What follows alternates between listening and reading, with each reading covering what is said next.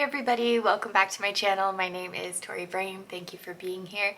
If you take a second, like and subscribe, I would really appreciate that, and I would love to see you back. So today I am going to talk about 5 books that I think are so good when it comes to understanding and helping depression. These are fiction books. So if you're one of those people that enjoys learning about things, but it's so much easier for you to learn about them through story, these are the books for you.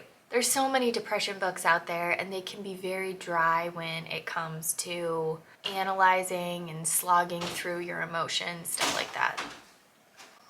What's up? Did it turn off again? Yeah. Do you want to just watch it on the iPad in your room? No. No? You want to watch it on the TV? Yeah. Okay. Well, let me show you how to fix it yourself, okay? Okay.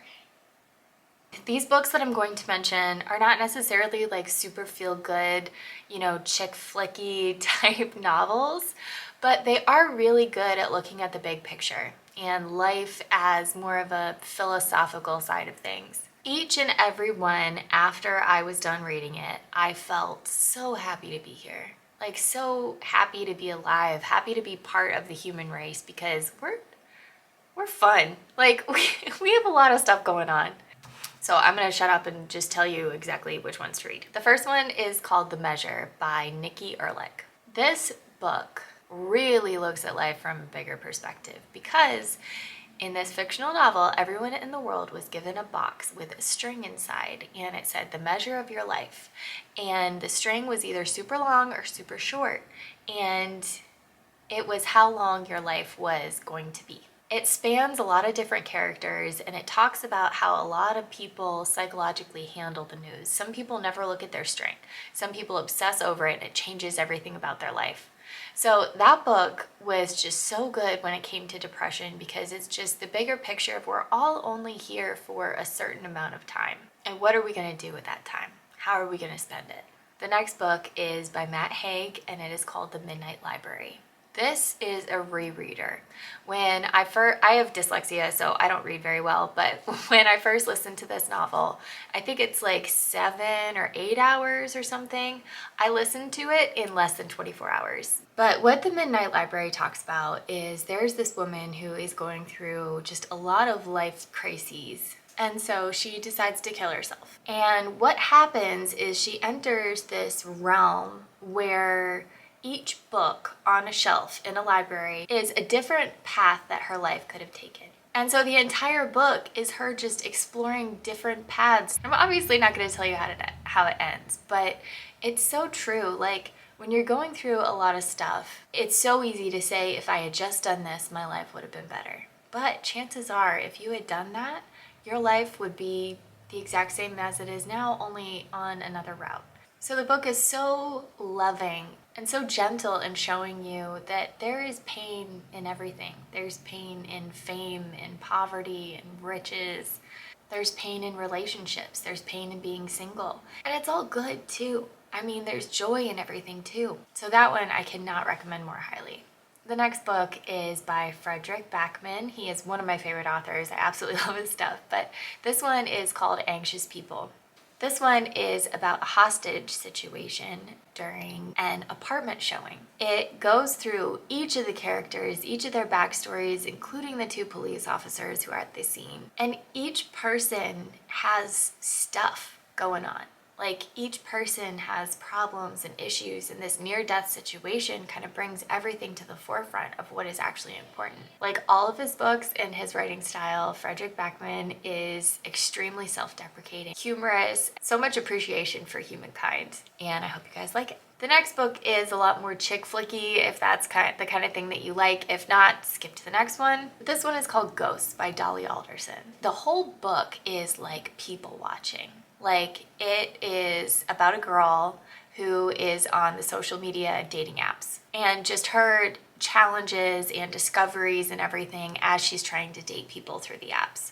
This book has so much depth in friendship and family and just those ties that keep us stable no matter what. The book is funny, and she does a really great job of moving the story forward. The last one is called Remarkably Bright Creatures by Shelby Pelt. I so enjoyed this book. And like all these books, there is so much pain in them.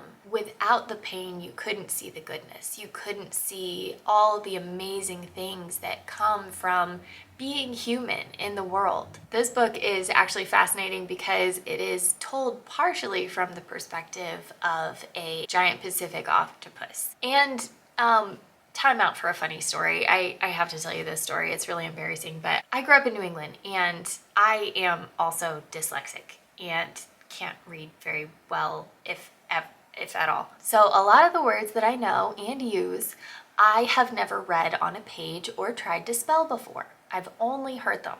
So when you grow up in New England, there are a lot of words that are mispronounced in their distinctive accent. Neither of my parents have an accent. My dad says orange, which is, you know, kind of Southern, but other than that, not really an accent.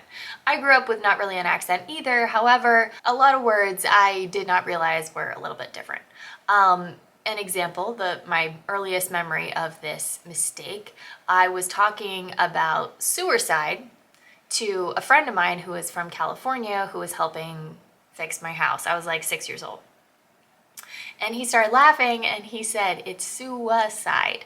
And I said, "No, it's not. Have you heard people talk? It's suicide." And he's like, "No, that's New England accent. It's not suicide."